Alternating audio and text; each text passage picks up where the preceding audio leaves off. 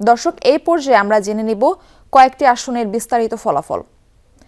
ফেনী ১ আসনে বিএনপি রফিকুল আলম মঞ্জুর প্রাপ্ত ভোট ১,১৯,৯০৪।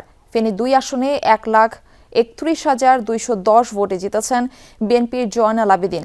তার নিকটতম প্রতিদ্বন্দ্বী এবি পার্টির মুজিবুর রহমান মঞ্জু পেয়েছেন ৮০,০৫৮ ভোট।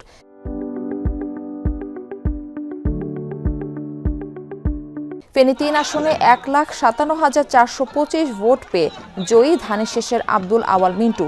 নিকটতম প্রতিদ্বন্দ্বী জামায়াত প্রার্থী মোহাম্মদ ফখরুদ্দিন পেয়েছেন ১,৮১৮ ভোট। ব্রাহ্মণবাড়িয়া ১ আসনে ৬৭,৭৮৩ ভোট পেয়ে জয়ী ধানের শীষের প্রার্থী এম এ হান্নান। ব্রাহ্মণবাড়িয়া ২ আসনে ৭০,৯০২ ভোট পেয়ে জয়ী স্বতন্ত্র প্রার্থী রুমিন ফারহানা। ব্রাহ্মণবাড়িয়া ৩ সদর বিজয়নগর আসনে বিজয়ী বিএনপি মনোনীত প্রার্থী খালেদ হোসেন মাহবুব শ্যামল।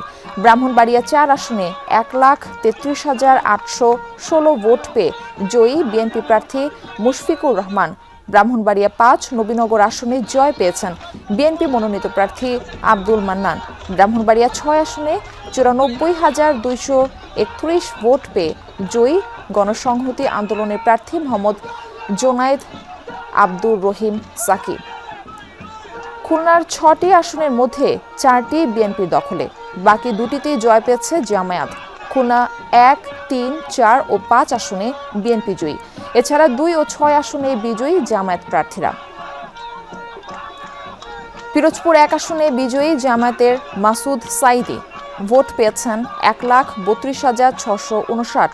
পিরোজপুর ২ আসনে ১,০৫,১৮৫ ভোট জিতেছেন ধানের শীষের প্রার্থী আহমেদ সোহেল মঞ্জুর সুমন।